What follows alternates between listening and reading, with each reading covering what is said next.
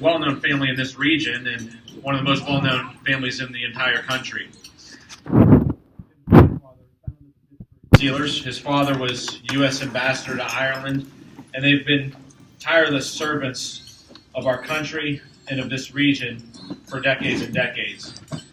The Rooney family and the Joseph family actually goes back a long way to Dr. Joseph's family roots in Pittsburgh on the North Shore, and they both could probably tell you some stories. But Jim has continued his family's legacy of doing good here in the region. He can share stories about growing up with the Pittsburgh Steelers. He also now, through his company First Link, goes around and talks about changing management and culture in companies and provides a great service to many businesses throughout the region. I think you'll enjoy hearing the stories that he can tell, and it's certainly an honor and privilege to have him with us here today at the YMCA Light of the Valley Luncheon. Mr. Jim Rooney.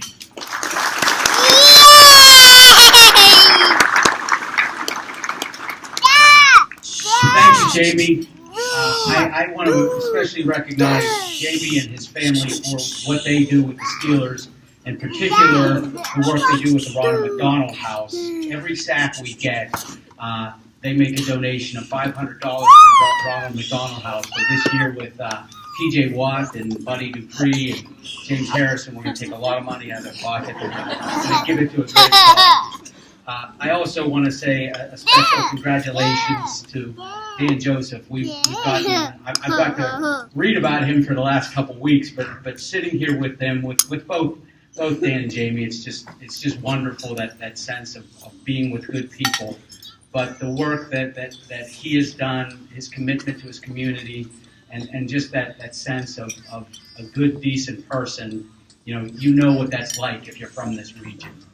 My grandfather, Art Rooney, really, one of the most famous portraits of my grandfather is this picture of he and his brother, Dan, Dan Rooney, who's not my father, it's my great uncle, who became a Benedictine monk, and they played on a semi-pro baseball team about 100 years ago called the Wheeling Stogies. So in about 3 different buildings that the Steelers are involved in, particularly Heinz Field, there's this great painting of my grandfather Art Rooney and his brother Dan with these it says Wheeling right across the front of their jerseys. So our relationship here has been over 100 years, and as I said, I think it's because they love being down here because they felt like home. And my grandfather always felt that Pittsburgh was Erie to Morgantown and Steubenville to Johnstown. He said anyone that lived in that region was a Pittsburgher to him. So the other reason it's special for me today and to talk, to talk some more with Dan is Dan and his brother have made a commitment, a scholarship to their father at West Virginia University. And about a year and a half ago, my brother Art and I had this conversation. My father's energy and sort of ability to go out to these types of events was waning, and we knew that this wasn't the type of thing he could do anymore. So I started sort of getting the chance to do this. So every time I'm able to speak to you folks or groups like this, it's special to me because my father passed away in April, and it's a chance to really commemorate him. So I appreciate that Dan has that same feeling with his father. So again, I thank you folks for the opportunity to be there, be here on behalf of my father a little bit. I'm going to talk a little bit about the Steelers, and I'm going to talk about the 4 leaders that really transformed the Steeler culture. So my grandfather, Art Rooney, my father, Dan Rooney, Chuck Knoll, who was our great coach during the 1970s, and Joe Green. So my grandfather, Art Rooney, started the team in 1932, and in 1932 there were laws in Pennsylvania called blue laws. You weren't allowed to work on Sundays. And he had a good friend named Charlie Bidwell, who at the time owned the Chicago Cardinals. They're now the Arizona Cardinals, and his family still owns them. And Charlie called him up and said, "Hey, Art, we're going to put a team in Philadelphia. Would you like to put one in Pittsburgh?" And Art had a brother, Jim Rooney, who had a semi-pro team up in Johnstown. And Uncle Jim had owed him about $5,000, which would be a significant amount of money today. And he goes to Uncle Jim and says, "Jim, if you give me that team, I'm going to put them in the National Football League, and we'll call this dead even." Well, Uncle Jim said, "Art, I would never do that to you. That National Football League's never going to make it. That would be a horrible way for me to pay off this debt. But my grandfather eventually convinced Uncle Jim to make that deal, and here we are with the Pittsburgh Steelers 86 years later. So the quality that my grandfather brought to the Steelers that I think was so important was he was just fantastic at relating to folks, and he was able to build relationships in a way that really was special. I don't say that just because I'm his grandson. I've really never seen someone be able to connect so well. And it was very intentional. He would talk to us about, look, whoever you're talking to, whether it be a player, a coach, a scout, a fan, someone from the media, I want you to respect their dignity. And he thought intentionally about the human dignity of every single person he came in contact with. And that's what he wanted his organization to be about. He had this great quality when he would get to meet folks at a luncheon like this, and he would say, "Where are you from?"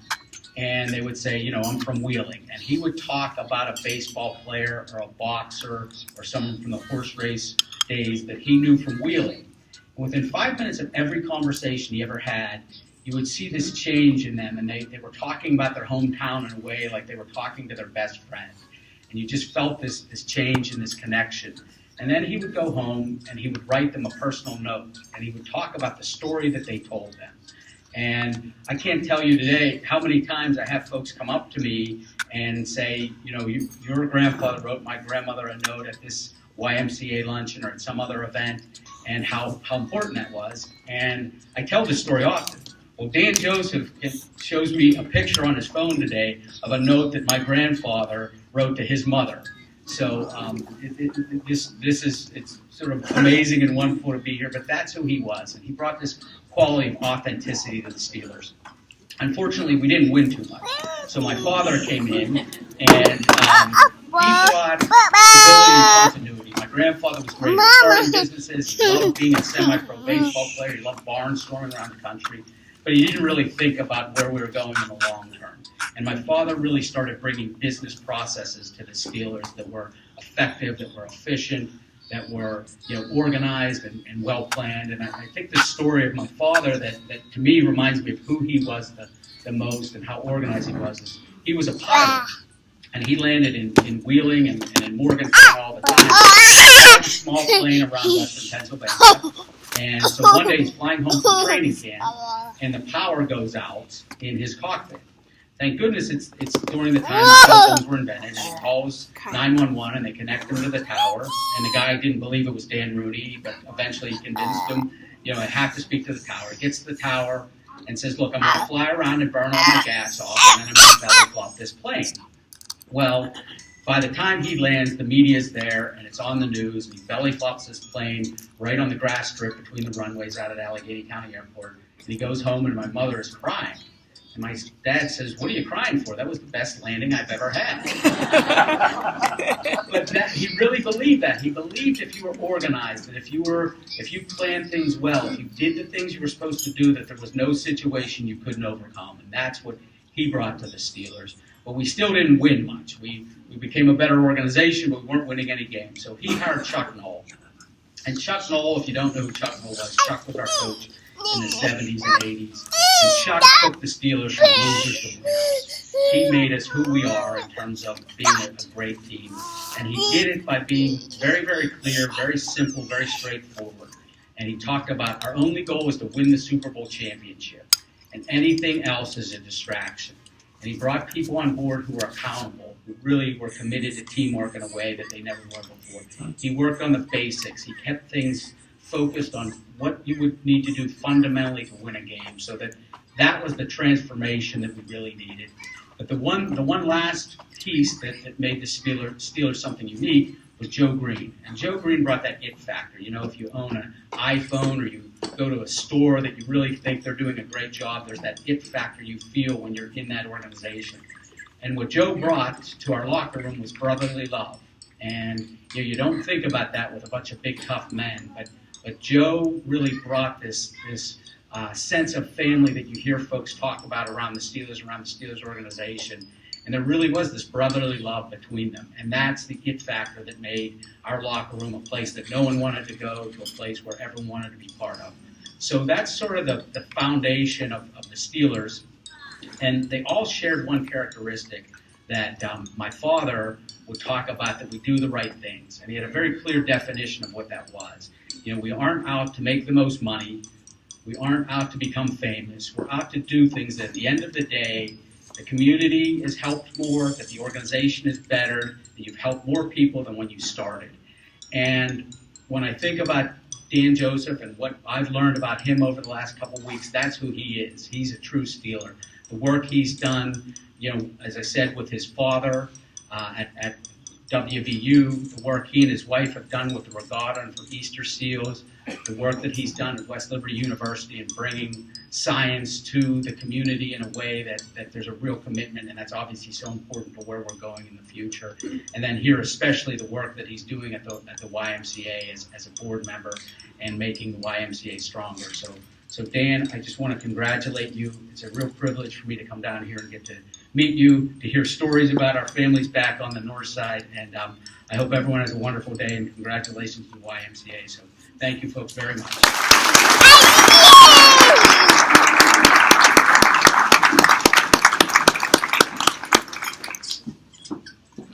Thank you very much, Jim, for those words.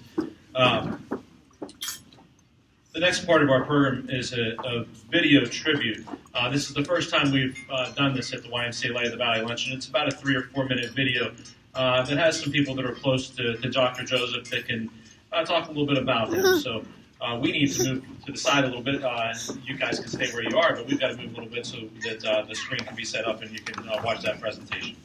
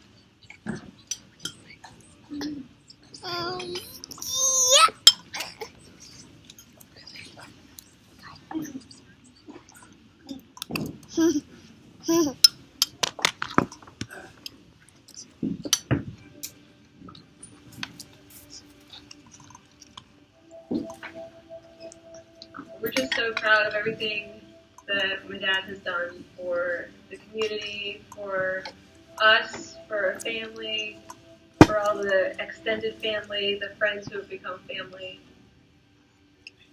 all our extra brothers and sisters that he has helped. We just couldn't be any prouder, Dad. No. My dad's one of the most selfless people I know. Anything you want to do, he always asks what you feel first. He never tells you what he feels. He asks how you feel about it, and he wants to make you feel better. One of his children, whether it's a student or a patient or a parent, it could be a holiday and somebody has a dental emergency and he goes in to try to help them. Yeah.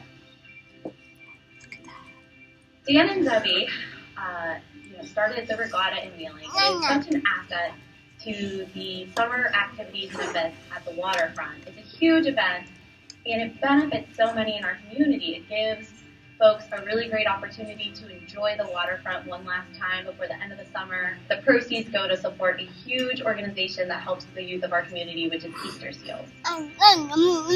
He also gives back in the way of helping young people through his orthodontic practice. He has helped so many, and also through the mentorship he provides to the youth of our community. At the age of 8, I really wanted to be an orthodontist or go into the dental field. I did go to WVU's dental school and graduated in 2009, and am thankful that Dan was there to hood me on my graduation day. I truly believe that I would not personally and professionally be where I am today if it had not been for him mentoring me throughout my entire life.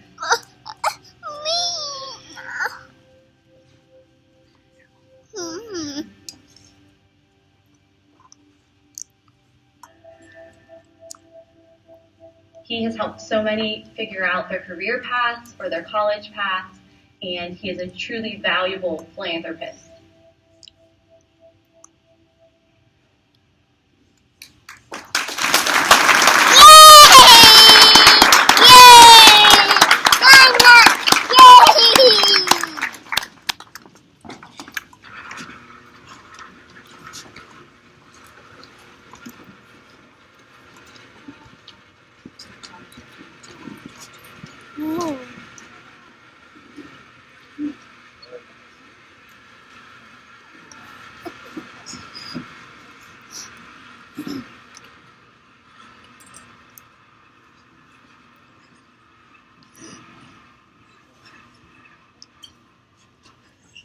Thank you to Joe Monahan, Josh Jenkins, the other folks at Wheelhouse Creative who put together that video, and to those that participated in the interviews for the video as well.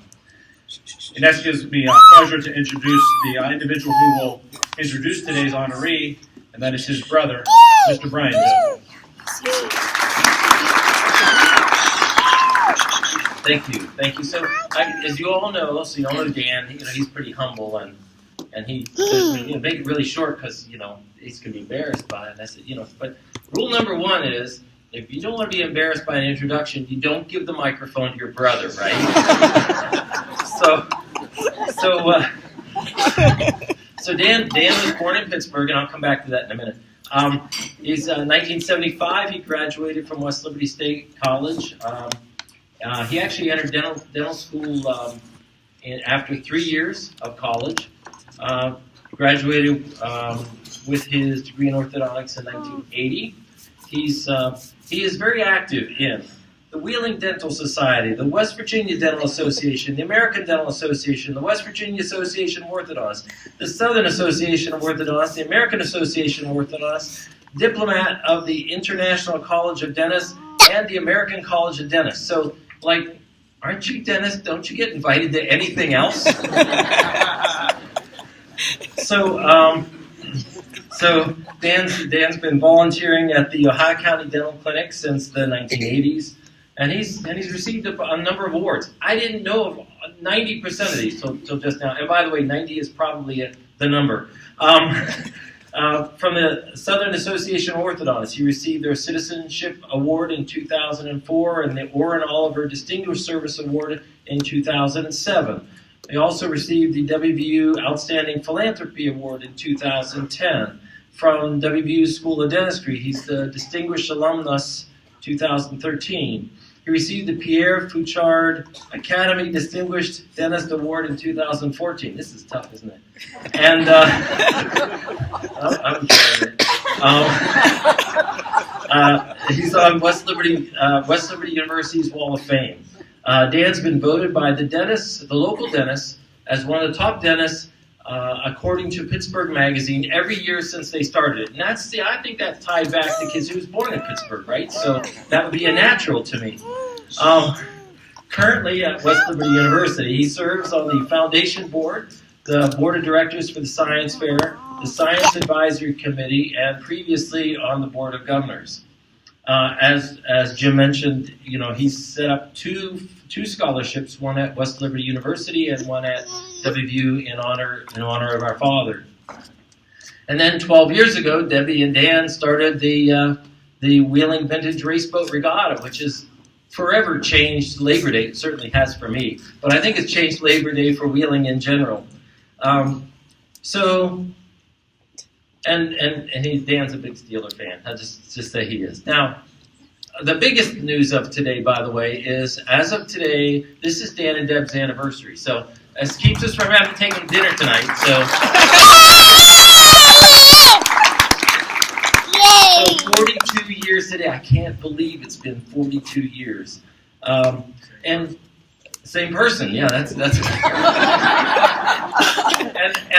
by the way, and he does all this while raising 4 children. Now he did it the easy way because he had 3 at the same time. So that's like raising 1, right?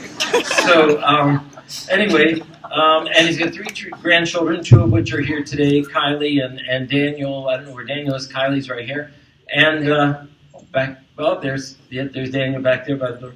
So without further embarrassment, I'd like to give you my brother. There.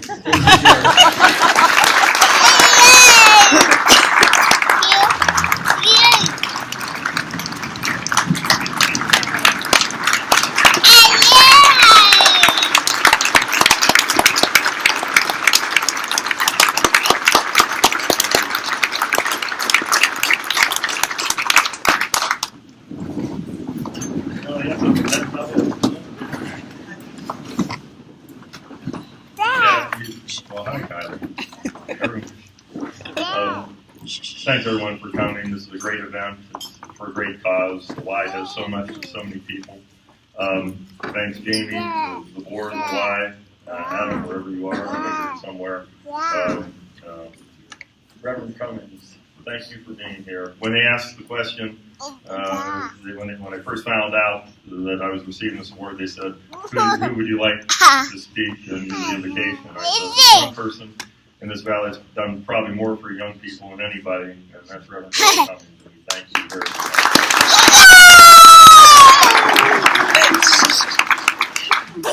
And I think I want to thank my brother, or as CJ calls him, Smart Joseph. While I'm a pretty detailed, anal retentive, very organized, thinking individual, the best description of my brother's thinking is from the orator Buzz Lightyear, to infinity and beyond. He is, we do a lot of things together. I'm very, very fortunate to have him as a brother. He's expanded my thought process, and every once in a while I've got to bring him back to near-Earth orbit to try to get him to start seeing the reality of things. But we were very, very fortunate to have each other. Thanks to Jim Rooney for being here. The other thing, I'm so blessed, they asked if you could have anybody in the world, who would you most want to have at this event to speak to this keynote? And I said, if we get one of the Rooneys, I said, that may be a stretch, but that would be ideal. And they said, the connections aren't just with the Steelers, the connections are family. The area where the stadiums of Pittsburgh are, is Pittsburgh. Well, in 1907, that was annexed into Pittsburgh. It was called Allegheny City. My family, our family was in one ward of Allegheny City, and about 3-4 blocks away in an adjacent ward were the Rooneys. Both families involved in politics. Art Rooney was ward chair in his ward. Great-grandfather was ward chair in the adjacent ward. They did so many things together politically. The great-grandfather was president of City Council in 1933. I believe it was the first year the Steelers were formed. He was the president of City Council. The family stories go way back. You mentioned about boxing. Our grandfather was a boxing scorer.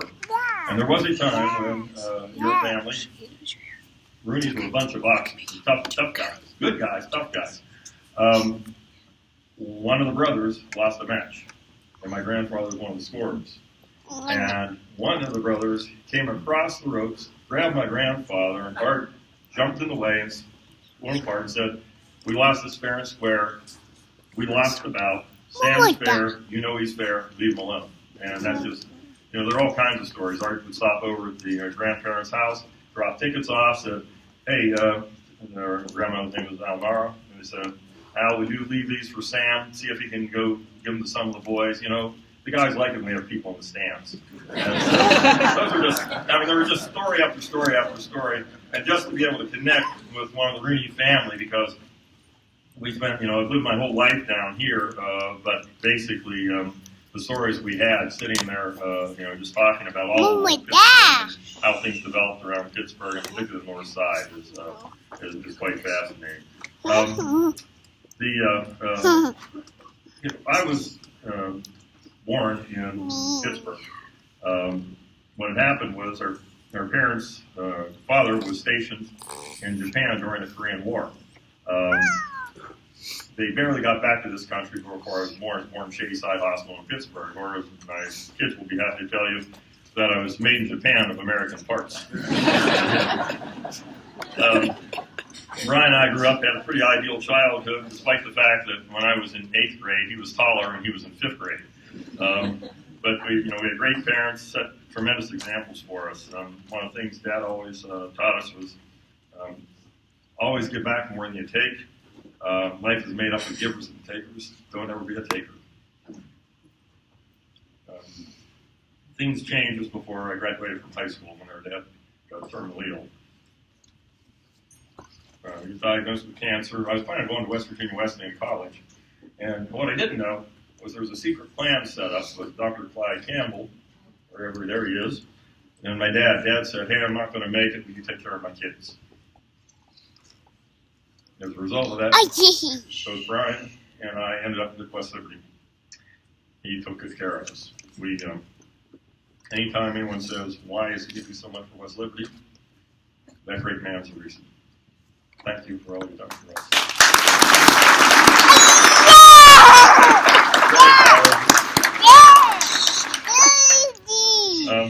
Went to dental school at WVU. Did orthodontic residency at Washington University in St. Louis. During final semester, we're in St. Louis, getting ready to come home.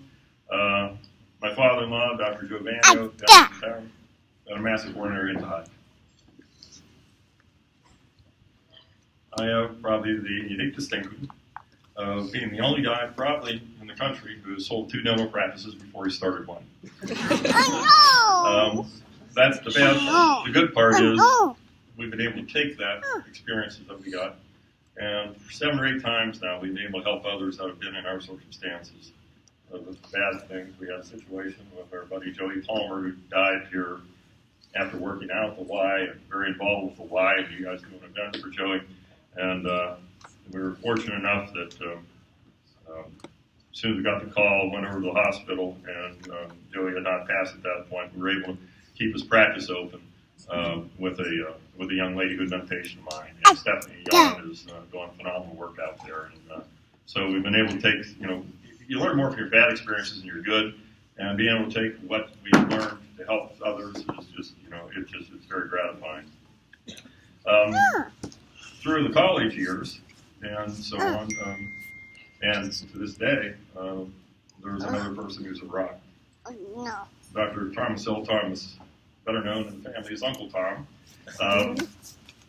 has been there for me for everything that we've ever needed, from health issues, the family issues, the personal issues, and primarily financial issues of how in the world you educate 4 children at the same time.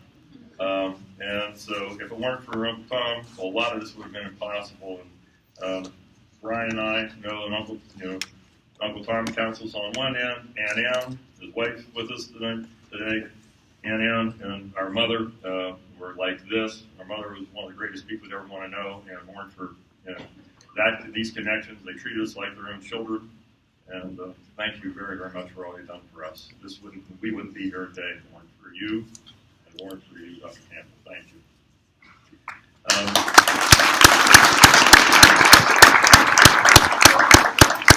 Some little interesting things and why this award is so important. Uncle Tom was in medical practice in Elm Grove. He had 2 partners he brought on.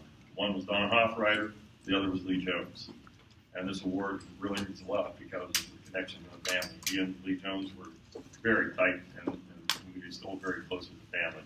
And so anyway, just to have this award, to be able to do it within a year is just amazing.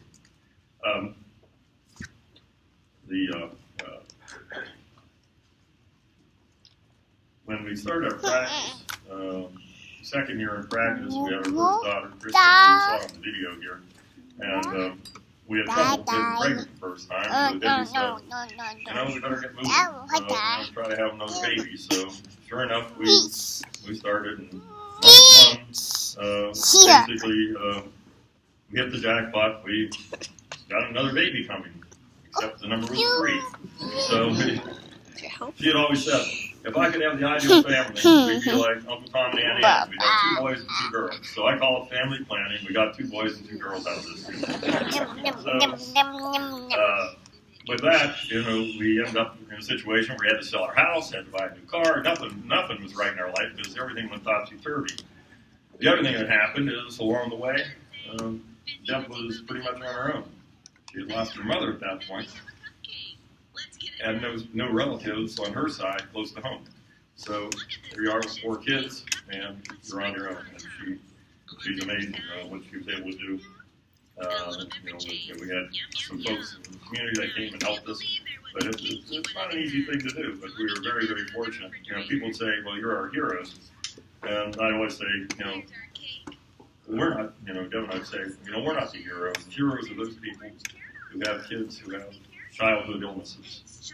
They're the ones that have disabilities. The Easter Seals folks will know that. They're going to be dealing with lifelong disabilities. We have a temporary inconvenience. We're going to work through it. We have 4 healthy kids. As a result of having 4 healthy kids, Deb said, you need to do that. So she started volunteering at Easter Seals. Ultimately became the chairman of the board of Easter Seals for 4 years and done a lot of stuff. And so anything that we do with the regatta and so forth that relates to Easter Seals, it's because we're blessed to have 4 children that are very healthy. And as adults, now we are grandparents of 3 children. And our son Craig is now engaged after 100 years of being with Cheryl. 95 years of being with. Anyway, we've had great influences on our lives. And we've had the opportunity from the counsel that we have received, from some of the folks we're talking to. Debbie and I have been able to counsel some young folks. There's a lot of them sat around our dining room table trying to figure out what their future is. And kind of a weird deal. A month ago, I found out I'd gotten this award. Actually, I was up in orthodontic in a sports bar that evening. I get this call from Angie. There she is, and I can't hear anything. So I go down this hallway, and I'm going down. I'm right by the men's bathroom, holding one ear, and she said, "You've been selected for this award." And I said, "What award?" And she told me. And I went back, and the guys who I sit with on our board said, "What's wrong? You haven't said a word for the last hour." I said, "I'm shocked." I said, "I think I know what she said. If it is, it's a big deal, but I'm not sure that's what she said." Anyway, we end up, Debbie and I have spent a lot of time with kids, not just our own. But, a month ago, we were at the ocean, or sitting down looking at the beach, and the sea oats were out there, and I looked at a group of 4 sea oats, and I thought, looks like our 4 kids, David, Craig, and Hattie, and Kristen. Then I looked across the rest of them. Started naming. Anissa, Amber, Sean, Stephanie, Shaman, Nicole, Katrina, Amanda, Nick, Cody, Chris, CJ, Jim, Travis, Mike, Olivia, Lindsay, Angela, Naya, Lance, Natalie, Jason, Kathy, Doug, Andy, Erica, Michaela, Trey, Mark, Ashley, Donovan, Melissa, Lindy, David, Gabby, and Brett. Those were the names that I came up with, some of the young people. Many of them are dentists. Many of them are in the medical profession. Not everybody is. But these are some of the folks that are our extended family that we've been able to work with. And we love them all dearly. And there are others. Those are just ones that I just started thinking. I said, what would be neat is watch these videos that have just doubled since in the last year. What if each one of these got to follow in their footsteps? How great this would be if the world would be this way. So we've been very blessed, and we've been helped. We've had the opportunity to do some things. One of the things when you work with young people, they have to totally trust you. You have to look at one and just say, hey, you can trust me. I learned this, in our family. If they trust you, it's amazing what you can do. Our cousin Mike used to joke about, you can trust me to keep a secret. You just can't trust the people I tell. And you never want to be in that situation. Debbie and I, like I said, are blessed. A lot of these people come and check on us periodically. Some things that I learned to talk to young people about. Just little messages that we've said. One of the things I tell kids is, if you look around anybody my age, one of the things you'll hear is I've never seen anyone who says, I wish I started smoking when I was younger. You've never seen anyone that come back and says, darn, I wish I hadn't gotten so much education. And another thing was, if you want to be successful in life, hang around people more that are smarter than you are. Anyway, through the years, I've had a lot of heroes, as you can tell. Greatest hero, 42nd anniversary today. Mother of 4 children, loyal, dedicated partner. Never ever once muttered a word about how difficult life is because we've got 4 kids squashed into 2.5 years. We feel very blessed to be that we've had great kids. It's not always easy, as everyone knows. It's not a straight line with anything. We're just very fortunate that the kids who've grown up, there's young adults that are doing very well. Through the years, as you can tell from something like Brian read, I've been able to be involved at some of the highest levels of our dental profession. Not once has she ever said, it's not fair, let someone else do it. There are times I have to leave and say, hey, this is important, I got to go. Tried never to be in a situation where I took away time from family. But the thing is, we have worked side by side to help young people. We're most known for probably the race boat regatta, but the truth of the matter is, that's her idea. We were coming back from Detroit from an event, crossing the bridge, and she looked down there and she says, what do you think about starting a regatta? And I said, I don't have time, but if you want to, I'll help you. So the way it goes right now, she's the boss, and I usually do what she says. So she's the one that's responsible for all that. And one of the things about that regatta, locals may not know, but every year that we've had that event, it has been voted the event of the year throughout the nation. It's the finest event of what we do in the country. And so she's done a phenomenal job, and we've got a great team around us, and a lot of those people that are the team around us are some of the people's names I just read off. So we're just blessed to have it turn around that way. I guess in a few minutes I'm receiving the Lee Jones Patron Youth Award, but my name's on it. Debbie's fingerprints are all over this. Except the award, it's not really about me. It's about all the people who surround me. Family, wife, obviously, family, supportive staff who's over here. I've got just tremendous friends, and the PJ in my office would say, nothing more than a reflection of those who are around me. There's a quote that I really like from William Penn. He said, if there's any kindness that I can share, any good thing that I can do for a fellow human being, let me do it now and not defer or neglect it, as I shall not pass this way again.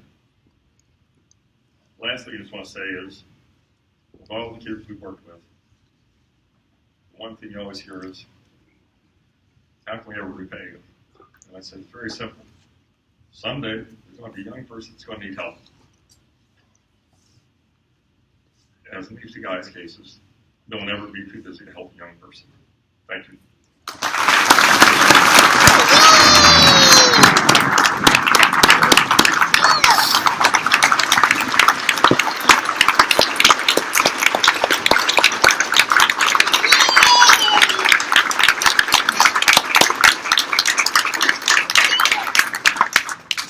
It gives me great pleasure to call upon Adam Shinsky, Executive Director of the YMCA, to present Dr. James Joseph with this year's Dr. Lee Jones Patron of Youth Award.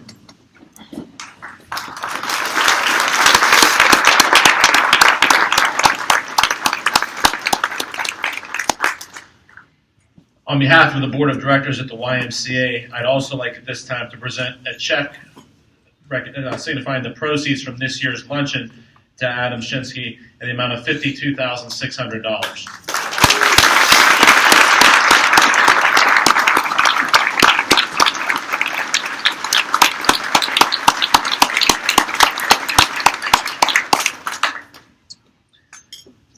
Before I get to my closing remarks, I'd first like to call upon Reverend Cummings to give our closing prayer.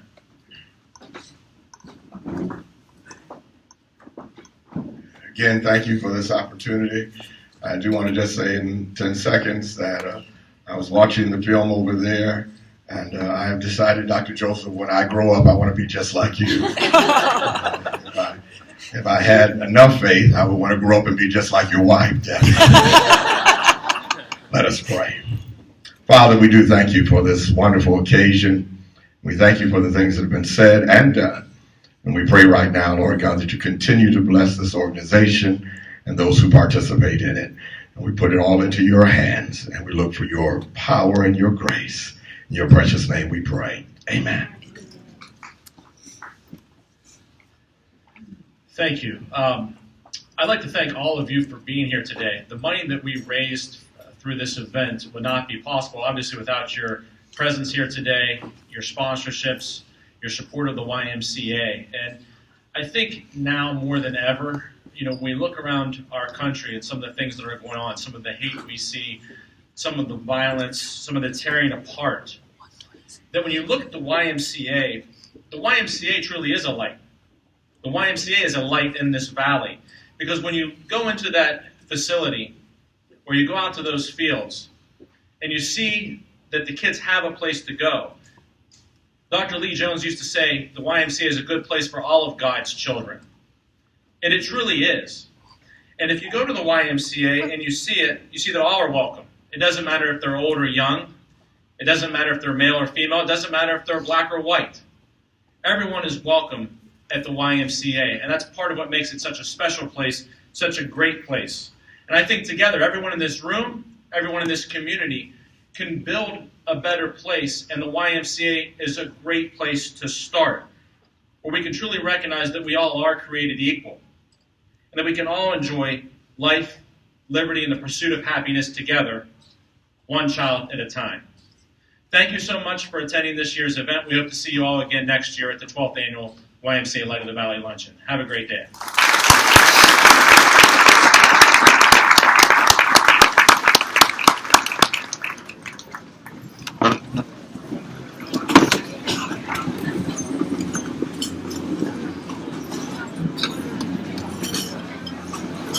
I hope that worked. Yours, I think, was better. Mine was